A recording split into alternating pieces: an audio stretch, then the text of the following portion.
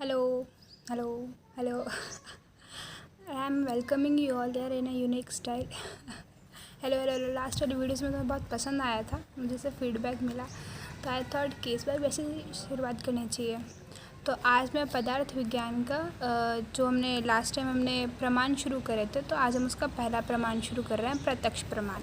ठीक है, प्रत्यक्ष प्रमाण में ये जो प्रत्यक्ष वर्ड है, ये प्रति और अक्ष इन दोनों के मेल से प्रत्यक्ष वर्ड बना है। प्रति का मतलब सामने, अक्ष वैसे तो हम आँख को बोलते हैं, लेकिन अगर ब्रॉड वे में हम बात करें तो मतलब जो भी इंद्रियां हैं ना, ज्ञान इंद्रियां, जैसे कि जो कर्ण इंद्रियां हुई, घ्राण इंद्रिय हुई, रसन इंद्रिय, त्वग इंद्रिय, ठीक है, इन इंद्रियों की बात यहाँ पे करिए। अक्ष से हम उससे कोरिलेट करेंगे। फिर उसके बाद अक्ष के लक्षण, तो उसमें हम ये श्लोक हम डिस्कस करेंगे। ठीक है, प्रति विषय अध्यवसायो दृष्टम प्रत्यक्षम। अभी कुछ भी समझ में नहीं आया होगा, don't worry, I will tell you. देखो, प्रति मतलब सामने, विषय जो भी हमारे सामने सिनेरियो चल रहा है, जो भी सीन चल रहा है, ठीक है, कोई कैजुअलिटी आपके आंखों के सामने हो रही है, या आपको कोई साउंड आ रही है डीजे वाले की, या आपको मम्मी बुला रही है, या कुछ भी आप साउंड, या आपने कुछ टेस्ट करा है, तो आपकी जो रसन इंद्रिया है, ठीक है, उससे आप विषय का ग्रहण कर रहे हैं। तो अध्यवसायो दृष्टम प्रत्यक्षम, तो जो भी हमने देखा है, जो भी हमने एक्सपीरियंस करा लाइव हमारी इंद्रियों से, वो है प्रत्यक्ष कहलाएगा वो। ठीक है, उसको हम प्रत्यक्ष बोलेंगे। अब फिर इस एक और श्लोक इसी से रिलेटेड कि इंद्रिय अर्थ सन्निकर्ष जन्यम ज्ञानम प्रत्यक्षम, मतलब कि इंद्रिय और अर्थ का जब मेल होगा, सन्निकर्ष होगा, तो जन्यम तो उत्पन्न होगा। क्या उत्पन्न होगा? ज्ञान। कैसा ज्ञान? प्रत्यक्षम। ठीक है, प्रत्यक्ष ज्ञान उत्पन्न होगा। तो इससे ना, अभी मान लो आपके सामने मतलब कोई बैठा है, तो आपको दिख रहा है, लेकिन ये अगर 2 किलोमीटर दूर है, तो आपकी जो इंद्रियां हैं उसके अप्रोच से बाहर है, आपको नहीं दिखेगा। ठीक है, तो यहाँ पे आप बात कर रहे हैं कि जो आपके सामने प्रत्यक्ष आपको दिख रहा है, आप अपनी इंद्रियों से उन विषयों को, ज्ञान को ग्रहण कर रहे हैं, तो प्रत्यक्ष ज्ञान कहलाया जाता है। फिर इससे रिलेटेड एक श्लोक और है कि इंद्रिय अर्थ सन्निकर्ष उत्पन्नम ज्ञानम अव्यपदेश्य अव्यभिचारी व्यवसात्मकम प्रत्यक्षम। ठीक है, तो ये श्लोक का मतलब क्या है कि इंद्रियां, अर्थ, इनका जब इंद्रिय अर्थ का जब सन्निकर्ष होता है, तो क्या उत्पन्न होता है? ज्ञान। कैसा ज्ञान? अव्यपदेश, अव्यभिचारी और व्यवसात्मकम। अब ये 3 वर्ड्स आपको बिल्कुल समझ में नहीं आए होंगे, डोंट वरी, अभी मैं बहुत ईजी कर दूँगी इसको। देखो, अव्यपदेश मतलब निर्विकल्प, मतलब हम उसमें कोई और ऑप्शन नहीं, विकल्प क्या होता है? ऑप्शन, तो हम उसमें और कोई ऑप्शन नहीं दे सकते हैं। और अगर बोलो, मान लो आपके सामने जो है मैक्रोनी पड़ी है, ठीक है, तो आप ऐसा नहीं बोल सकते कि नहीं मेरे सामने डेजर्ट पड़ा है, कोई नहीं भाई, क्योंकि मैं उसमें विकल्प नहीं दे सकती, क्योंकि I am capturing that scenario, I am capturing that dish from my ज्ञान इंद्रियाँ। ठीक है, ऑप्टिक नर्व से मैं उसको मतलब देख पा रही हूँ कि हाँ, मेरे आँखों के सामने मैक्रोनी पड़ी है, कोई डेजर्ट नहीं पड़ा है। फिर उसके बाद अव्यभिचारी मतलब भ्रम रहित, उसमें मेरे को डाउट नहीं है कि वो मैक्रोनी है या मैगी है, नहीं भाई, वो मैं देख पा रही हूँ, उसमें कोई डाउट नहीं है, कोई भ्रम नहीं है। और व्यवसात्मकम मतलब कि सविकल्प, बिल्कुल कन्फर्म्ड है। और एग्जांपल ले लिया जाए कि आपके सामने जो है कोई डांस परफॉर्मेंस चल रही है, तो आप ये नहीं कहेंगे कि नहीं मेरे सामने डांस परफॉर्मेंस नहीं चल रही, कोई कॉन्सर्ट चल रहा है, नहीं भाई, बिल्कुल भी नहीं, क्योंकि आप कैप्चर करो, बिल्कुल कन्फर्म्ड है, सविकल्प है वो। ठीक है, फिर उसके बाद एक क्वेश्चन, इस एक और श्लोक है कि आत्म इंद्रिय मनो अर्थानाम सन्निकर्ष प्रवर्तते व्यक्ता तदात्वे या बुद्धि प्रत्यक्षम सा निरुच्यते। मतलब कि अभी ये श्लोक समझने से पहले मैं आपसे 1-2 सवाल पूछती हूँ, इसी में मतलब मेंशन्ड है, वो हम डिस्कस कर रहे हैं कि प्रत्यक्ष का ज्ञान किसे होता है और इसका कर्ता कौन है।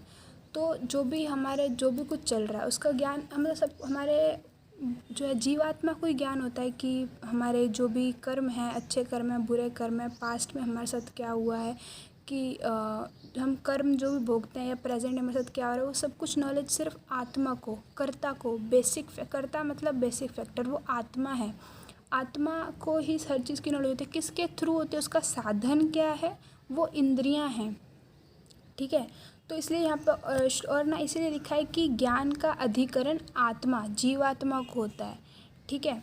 फिर उसके बाद यहाँ पे इन्होंने अभी श्लोक जो है इसमें लिखा कि आत्म इंद्रिय मनो अर्थानाम, कि आत्मा जो है ये इसका सन्निकर्ष जो है मन से होता है, मन का इंद्रियों से, इंद्रियों का विषयों से। विषय मतलब जो भी रिसर्च, जो भी जिसके बारे में हम नॉलेज गेन कर सकते हैं, जो भी टॉपिक पे हम डिस्कशन कर सकते हैं। प्रमेय, हमने लास्ट वीडियो में बात की थी ना प्रमेय। और प्रमाता क्या है? आत्मा। प्रमाता मतलब जो नॉलेज गेन करता है तो वो तो प्रमाता है। और प्रमेय क्या है? अर्थ, विषय, ठीक है। और ये किसके संयोग से होता है, किसके सन्निकर्ष से होता है?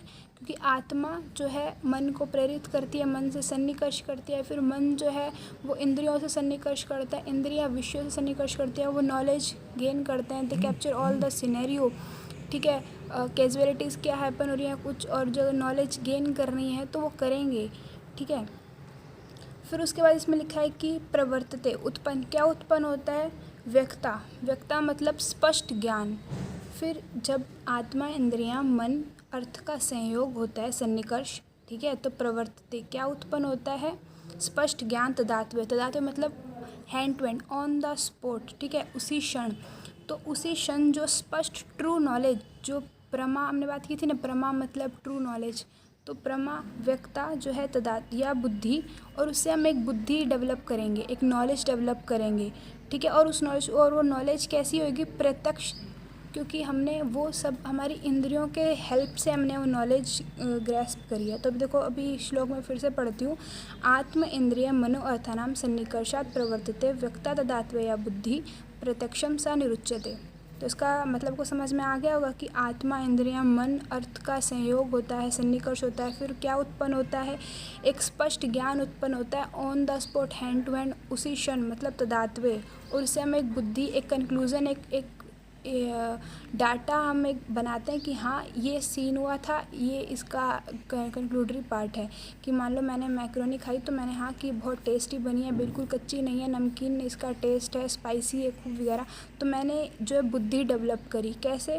प्रत्यक्ष प्रमाण को इस्तेमाल करके। फिर उसके बाद इंद्रियों का स्वरूप एवं लक्षण, ये टॉपिक है। तो इसमें क्या है कि विषय को ग्रहण करने का साधन भूत द्वार का नाम इंद्रिय है। और अब देखो, जो इंद्रिय है ना, ये इंद्र वर्ड से मतलब उत्पन्न हुआ है, इंद्रिय वर्ड। और इंद्र हम आत्मा को बोलते हैं। तो जो आत्मा का जो साधन है वो इंद्रियां हैं। अभी इंद्रियों की कुछ विचार विशेषताएं हैं। पहली तो इंद्रिय प्रमेय है, मतलब हम उस पर डिस्कशन कर सकते हैं, ठीक है। क्योंकि अब जैसे हम डिस्कशन कर ही रहे हैं ना कि इंद्रिय जो है ये इंद्र वर्ड से ये शब्द उत्पन्न हुआ है, आत्मा से इसका सन्निकर्ष होता है, आत्मा का साधन है इंद्रियां। इंद्रियां 11 इंद्रियों के 11 भेद हैं। उसमें से 5 कर्म इंद्रियां हैं, 5 ज्ञान इंद्रियां हैं, एक उपेंद्रियां मन को बोलते हैं। तो हमने देखो कितनी बात कर ली, अभी और भी बात कर सकते हैं, क्योंकि ये एक प्रमेय है, ये एक डिस्कशन का टॉपिक है। फिर उसके बाद सेकंड विशेषता इंद्रियों की क्या है कि इंद्रियां शरीर से युक्त होती हैं। मतलब कि जो इंद्रियां हैं वो अपने जो भी उनको असाइंड प्लेस, उनका जो भी अधिष्ठान होता है वो वहीं पे रहती हैं। जैसे कि जो चक्षुर इंद्रियां हैं वो चक्षु में रहती हैं, जो कर्ण इंद्रियां हैं वो कर्ण में रहती हैं, जो घ्राण इंद्रियां हैं वो घ्राण में रहती हैं, और अपना वहीं से रहकर ज्ञान जो है वो विषय के साथ, मतलब विषय को ग्रैस्प करती हैं और आत्मा तक पहुंचाती हैं, ठीक है। फिर उसके बाद थर्ड विशेषता क्या है कि इंद्रियां स्वयं इंद्रिय गम्य नहीं है। मतलब इंद्रियां जो हैं वो एक तरह से मतलब इंद्रियां खुद का एनालिसिस नहीं कर सकती हैं, खुद को नहीं देख सकती हैं। हम भी देख लो, हम सिर्फ इंद्रियों का जो अधिष्ठान है उनको देख सकते हैं, आँख को, नाक को, कान को, लेकिन जो चक्षुर इंद्रियां हैं, घ्राण इंद्रियां हैं, रसन इंद्रियां हैं, त्वग इंद्रियां, उनको हम नहीं देख सकते हैं। फिर उसके बाद जो इंद्रियां ज्ञान के कारण, अर्थात जो इतना मतलब ज्ञान के कारण है इंद्रियां, मतलब कि ये एक साधन है इंद्रियां ज्ञान की प्राप्ति के लिए। और ज्ञान किसको होता है? आत्मा को होता है। और इंद्रियां साधन है आत्मा की विषयों को ग्रहण करने के लिए, ज्ञान ग्रहण करने के लिए। फिर उसके बाद इन्होंने ना अभी जो हमने बात की थी कि इंद्रियां के भेद 11 हैं, उसमें से 5 कर्म इंद्रियां हैं, 5 जो है ज्ञानेंद्रियाँ हैं और एक उभेंद्रिय है। तो उन्होंने अभी आगे आगे बताया है कि जो ज्ञानेंद्रिय हैं वो क्या क्या है। एक तो ज्ञानेंद्रियों को बुद्धि इंद्रिय भी बोलते हैं, क्योंकि ये मिलके बुद्धि उत्पन्न करती हैं, ठीक है। तो जो ज्ञान इंद्रियाँ हैं वो हैं एक तो त्वगेंद्रिय, ठीक है, कर्णेंद्रिय और क्या कहते हैं चक्षुरेंद्रिय, घ्राणेंद्रिय, रसनेंद्रिय, ठीक है। ये 5 हैं और इनके अधिष्ठान क्या क्या हैं। कर्णेंद्रिय के कर्ण, त्वगेंद्रिय के त्वचा, नेत्र जो चक्षुरेंद्रिय है उसके अधिष्ठान नेत्र है, रसनेंद्रिय का जीवा, और जो स्पर्श इंद्रिय है वो तो त्वचा में आएगी, और जो घ्राण इंद्रिय है उसका घ्राण मतलब नोज़, ठीक है। फिर उसके बाद कर्म इंद्रिय है। कर्म इंद्रिय मतलब जो कोई क्रिया करें, तो वो 5 हैं। एक तो वाणी, शब्द मैं जो बोल पा रही हूँ ये भी एक कर्म है, और ये वाणी जो है एक कर्म इंद्रिय की। दूसरी पानी, पानी मतलब हाथ में कोई भी एक्शन कर पा रही हूँ, कुछ भी आदान प्रदान या कुछ भी कर पा रही हूँ तो पानी का। फिर पाद मतलब फुट, कोई भी मूवमेंट है तो मैं फुट के कारण कर पा रही हूँ।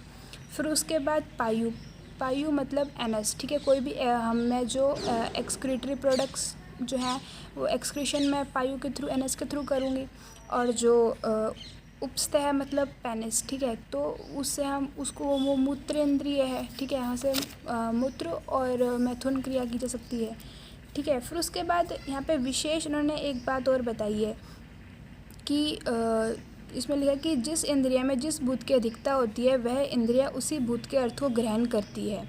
कि जैसे कि शब्द है से जो शब्द जो है कर्णेंद्रियाँ ग्रहण करती हैं, श्रोत्रेंद्रियाँ, क्योंकि उसमें आकाश जो आकाश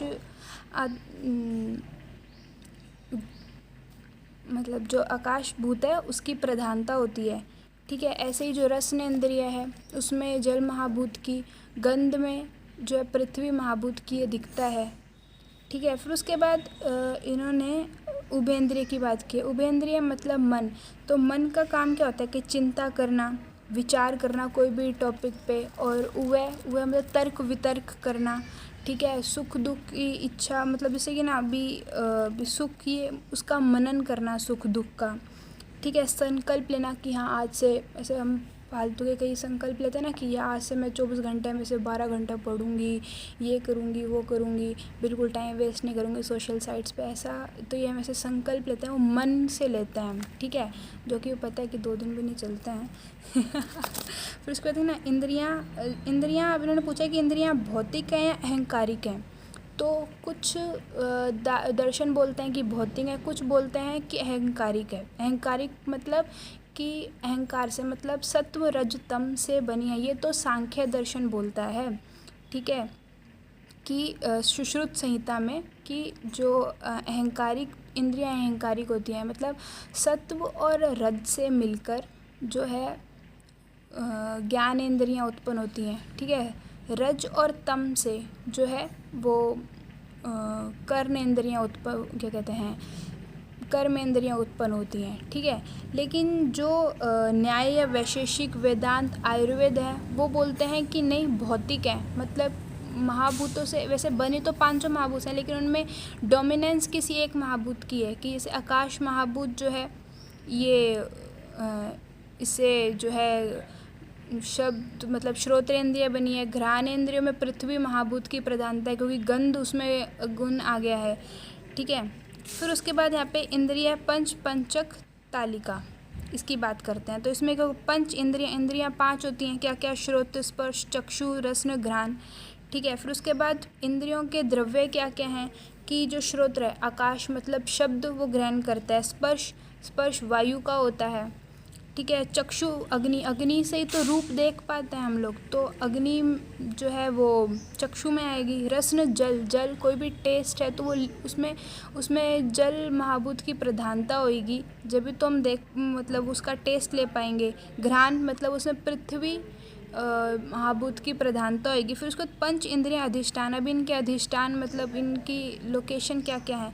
तो श्रोत्र इंद्रियां जो है वो कान में, घ्राणेंद्रियां नोज़ में नाक में मतलब, ठीक है। फिर उसके बाद जो रसनेंद्रियां वो जीवा में, ठीक है। और चक्षुरेंद्रियाँ आँखों में, स्पर्श जो है वो हमें त्वचा पे होता है। फिर उसके बाद पंच इंद्रिय है। अभी पंच इंद्रिय अर्थ क्या क्या हैं कि वो उन मतलब तो उसमें श्रोत्रेंद्रिय शब्द, स्पर्श, स्पर्शन जो है ये स्पर्श अर्थ को ग्रहण करती है।